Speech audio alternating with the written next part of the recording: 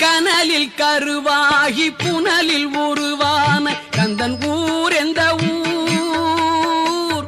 கனலில் கருவாகி புனலில் உருவான கந்தன் ஊர் எந்த ஊர்? கணமும் மறவாமல் தினமும் நினைக்கின்ற மனிதர்களின் சிந்தையூர். கணமும் மறவாமல் தினமும் நினைக்கின்ற மனிதர்களின் சிந்தையூர்.